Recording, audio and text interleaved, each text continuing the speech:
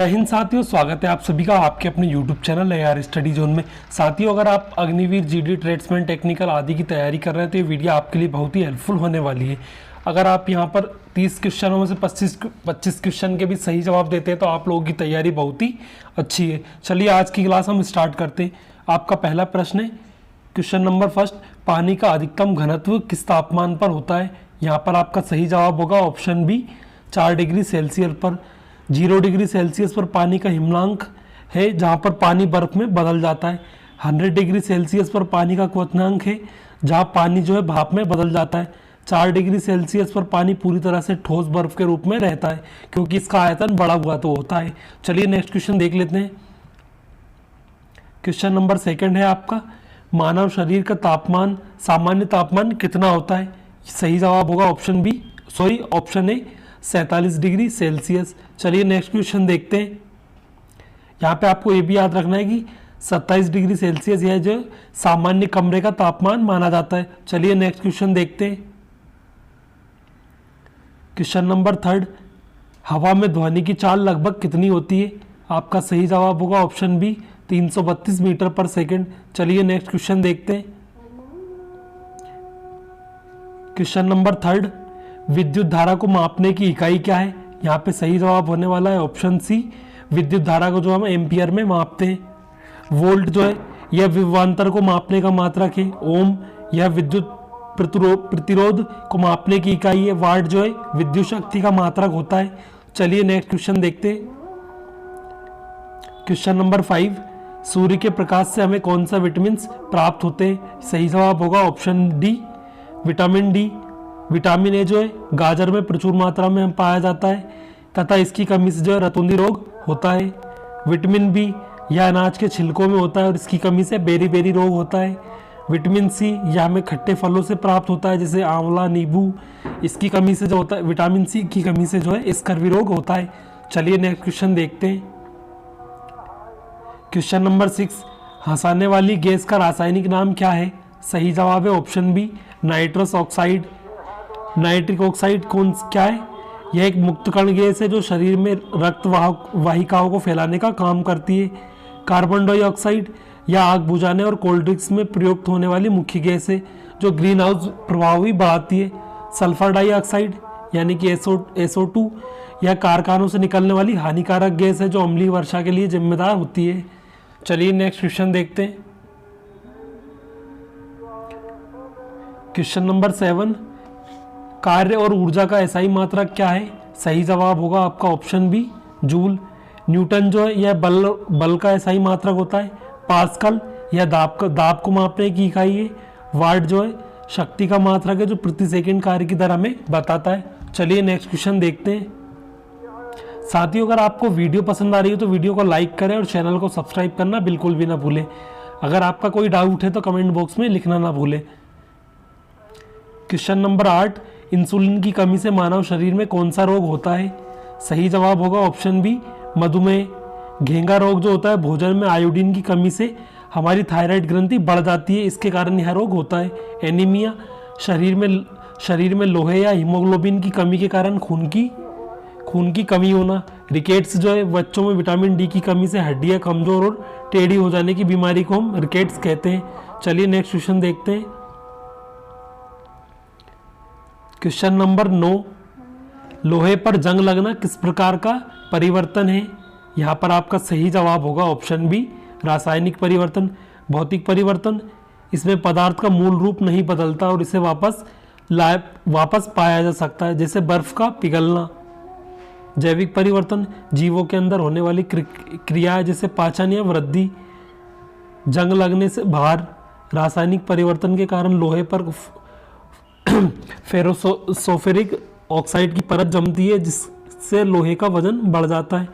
Question number 10, सर्वदाता रक्त समूह यानी कि यूनिवर्सल ब्लड डोनर कौन सा है?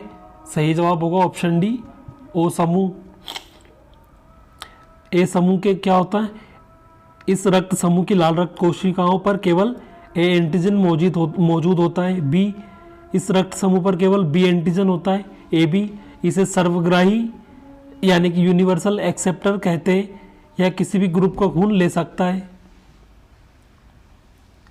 क्वेश्चन नंबर 11, पेनिसिलिन की खोज किसने की थी? सही जवाब होगा option C, Alexander Fleming. Louis Pasteur, इन्होंने रेबीज के टीके की खोज की और पाश्चुरीकरण की तकनीक दी। एडवर्ड जेनर, इन्होंने चेचक के पहले टीके की खोज की थी, विश्व के पहले टीके की खोज की थी। रॉबर्ट हुक, इन्होंने 1665 में सबसे पहले मृत कोशिका की खोज की थी। क्वेश्चन नंबर 12, पीतल किन दो धातुओं का मिश्रण है? सही जवाब होगा ऑप्शन ए, तांबा और जस्ता।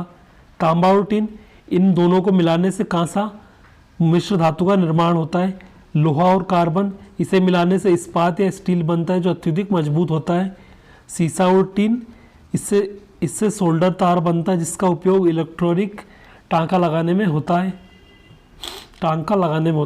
क्वेश्चन नंबर 13, गाड़ियों का पीछे का दृश्य देखने के लिए किस दर्पण का उपयोग किया जाता है? सही जवाब होगा ऑप्शन बी, उत्तल दर्पण। अवतल दर्पण, यह गाड़ियों की हेडलाइट और दाढ़ी बनाने वाले शीशों में बड़ा प्रतिबिंब देखने के लिए प्रयोग होता है। समतल दर्पण, घरों में सामान्य चेहरा देखने के लिए उपयोग होता है, इसमें सीधा और बराबर आकार का चित्र बनता है। द्विफोक्सी लेंस, यह वृद्धावस्था की दृष्टि दोष जरा दूरदर्शिता को ठीक करने वाले चश्मों में लगता है। क्वेश्चन नंबर 14, पत्तियों का हरा रंग किसके कारण होता है? सही जवाब होगा ऑप्शन बी, क्लोरोफिल। हीमोग्लोबिन, यह मानव रक्त में पाया जाता है जिसके कारण खून का रंग लाल होता है और यह ऑक्सीजन का परिवहन करता है। कैरोटीन, इसके कारण गाजर का रंग नारंगी और गाय के दूध का रंग हल्का पीला होता है। लाइकोपिन, यह टमाटर में पाया जाने वाला पिगमेंट है, इसके कारण टमाटर का रंग लाल होता है। साथ ही क्वेश्चन के नीचे एक्स्ट्रा फैक्ट इसलिए बता रहे हैं ताकि आप लोगों का अच्छे से रिवीजन हो जाए। चलिए क्वेश्चन नंबर 15 देखते हैं। वायुमंडल में सबसे अधिक मात्रा में पाई जाने वाली गैस कौन सी है? Option B, nitrogen. और नाइट्रोजन जो है हमारे वायुमंडल में कितना % पाई जाती, सॉरी चलिए मैंने बता ही दिया इसका आंसर। तो नाइट्रोजन जो है हमारे वायुमंडल में 78% पाई जाती है। चलिए नेक्स्ट क्वेश्चन देखते हैं। चलिए एक्स्ट्रा फैक्ट देख लेते हैं। यहाँ पे ऑक्सीजन ये हमारे वायुमंडल में लगभग 21% तक पाई जाती है, जिसे हम प्राणवायु भी कहते हैं या आग जलाने में सहायक होती है। हाइड्रोजन यह ब्रह्मांड में सबसे प्रचुर तत्व है और इसे हम भविष्य का ईंधन भी कहा जाता है। तो इस तरह से आपकी पेपर में क्वेश्चन छपेगा कि हम कौन सी गैस को भविष्य का ईंधन कहते हैं। तो आपका सही जवाब होगा ऑप्शन ये वाला, हाइड्रोजन। कार्बन डाइऑक्साइड, वायुमंडल में इसकी मात्रा 0.03% से 0.04% के बीच में। चलिए नेक्स्ट क्वेश्चन देखते हैं। क्वेश्चन नंबर 16, शुद्ध सोने की माप कितने कैरेट की होती है? सही जवाब ऑप्शन सी, 24 कैरेट। 24 कैरेट का सोना ही शुद्ध माना जाता है। 18 कैरेट, इसमें 75% सोना होता है और 25% अन्य धातुएं मिली होती है।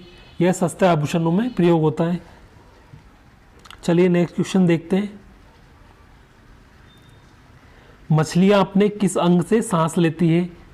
सही जवाब है ऑप्शन सी, गलफड़े। फेफड़े, स्तनधारी जीव जैसे मनुष्य हो गए, गाय, व्हेल, मछली फेफड़ों के माध्यम से वायु से ऑक्सीजन लेते हैं। त्वचा, केंचुआ और मेंढक पानी के अंदर होने पर अपनी नम त्वचा से सांस लेते हैं। नाक केवल हवा को फेफड़ों तक पहुंचाने का एक मार्ग है। मुख्य श्वसन अंग फेफड़े ही होते हैं।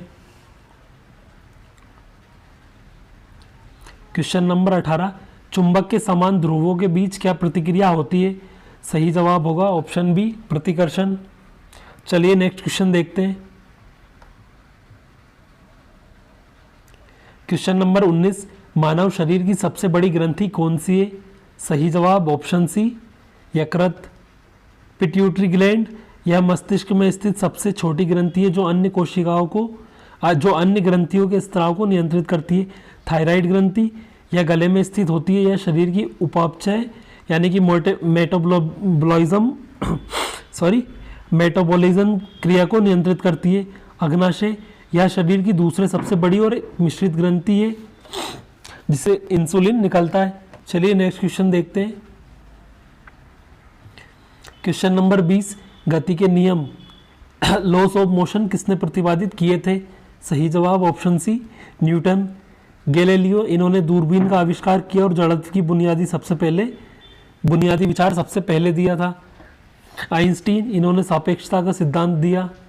सीवी रमन, भारत के महान भौतिक वैज्ञानिक जिन्होंने प्रकाश के प्रकीर्णन की खोज की, जिसके लिए इन्होंने नोबेल पुरस्कार मिला। क्वेश्चन नंबर 21, विद्युत बल्ब का फिलामेंट तंतु किस धातु का बना होता है? सही जवाब ऑप्शन सी, टंगस्टन। तांबा, यह इसका उपयोग बिजली के घरेलू तारों में होता है क्योंकि यह विद्युत का सबसे अच्छा सुचालक है। चलिए नेक्स्ट क्वेश्चन देखते हैं। क्वेश्चन नंबर 22, ओजोन परत वायुमंडल के किस भाग में पाई जाती है? सही जवाब होगा ऑप्शन बी, समताप मंडल। क्षोभ मंडल, यह वायुमंडल की सबसे निचली परत है जहां मौसम की सभी घटनाएं होती है, बादल, वर्षा, तूफान घटित होते हैं। ओजोन का कार्य, यह सूर्य से आने वाली हानिकारक पराबैंगनी किरणों को रोककर त्वचा के कैंसर से हमारी रक्षा करती है। मध्यमंडल, यह वायुमंडल की सबसे ठंडी परत होती है जहां अंतरिक्ष से आने वाले उल्कापिंड जलकर नष्ट हो जाते हैं। क्वेश्चन नंबर 23, चेचक के टीके का आविष्कार किसने किया था? सही जवाब ऑप्शन सी, एडवर्ड जेनर। चलिए, और ये भी आपको याद रखना, लुई पाश्चर, इन्होंने रेबीज का टीका और दूध को बैक्टीरिया मुक्त करने की पाश्चुरीकरण विधि विकसित की थी। एडवर्ड जेनर को इम्यूनोलॉजी का पिता भी कहा जाता है क्योंकि यह दुनिया का पहला टीका विकसित किया था। क्वेश्चन नंबर 24, रेगिस्तान में मरीचिका बनने का मुख्य वैज्ञानिक कारण क्या है? ऑप्शन सी, पूर्ण आंतरिक परावर्तन। चलिए नेक्स्ट क्वेश्चन देखते हैं। क्वेश्चन नंबर 25, एक हॉर्स पावर में कितने वॉट होते हैं? सही जवाब ऑप्शन बी, 746 वॉट। चलिए नेक्स्ट क्वेश्चन देखते हैं। क्वेश्चन नंबर 26, शुष्क वर्ग वास्तव में क्या होता है? सही जवाब होगा ऑप्शन बी, ठोस कार्बन डाइऑक्साइड। चलिए एक्स्ट्रा फैक्ट देख लेते हैं। ठोस पानी, इसे हम सामान्य बर्फ कहते हैं जो 0 डिग्री या उससे कम तापमान पर जमता है। ठोस नाइट्रोजन, इसका तापमान अत्यधिक कम और यह दुर्लभ प्रयोगशाला परिस्थितियों में ही बनती है। चलिए नेक्स्ट क्वेश्चन देखते हैं। क्वेश्चन नंबर 27, मानव शरीर की सबसे लंबी और मजबूत हड्डी कौन सी होती है? फीमर। और ये फीमर कहाँ पर पाई जाती है, ये आप लोग कमेंट बॉक्स में बताएंगे। स्टेपिस, यह मानव शरीर की सबसे छोटी हड्डी होती है जो हमारे कान के मध्य भाग में पाई जाती है। टीबिया, यह पैर के निचले हिस्से पिंडली में पाई जाने वाली दूसरे सबसे मुख्य और चमकदार हड्डी है। रीढ़ की हड्डी, यह कई छोटी कशेरुकाओं से मिलकर बनी होती है जो शरीर को सीधा रखने और तंत्रिका तंत्र की रक्षा करने में मदद करती है। क्वेश्चन नंबर 28, धातुओं का राजा किस धातु को कहा जाता है? ऑप्शन सी, सोना। लोहा, इसे उद्योगों की जननी कहा जाता है क्योंकि आधुनिक निर्माण और मशीनरी का पूरा ढांचा इसी पर टिका है। चांदी, यह विद्युत और ऊष्मा की सबसे अच्छी सुचालक धातु मानी जाती है। चलिए नेक्स्ट क्वेश्चन देखते हैं। ध्वनि की तीव्रता मापने की इकाई क्या है? सही जवाब होगा ऑप्शन बी, डेसिबल। हर्ट्ज, यह ध्वनि की आवृत्ति मापने की इकाई है जिससे पिच तीखापन का पता चलता है। मनुष्य 20 से 20,000 हर्ट्ज सुन सकता है। डायप्टर, यह लेंस की क्षमता को मापने का वैज्ञानिक मात्रक होता है। चलिए नेक्स्ट क्वेश्चन देखते हैं। प्रश्न नंबर 30 और आपका अंतिम क्वेश्चन, मानव रक्त का पीएच मान कितना होता है? सही जवाब होगा ऑप्शन सी, 7.4। चलिए यहाँ तक वीडियो देखने के लिए आपका बहुत बहुत शुक्रिया। अगर आपको वीडियो पसंद आई हो तो वीडियो को लाइक कर दीजिए और चैनल को सब्सक्राइब कर लीजिए। जय हिंद, जय भारत।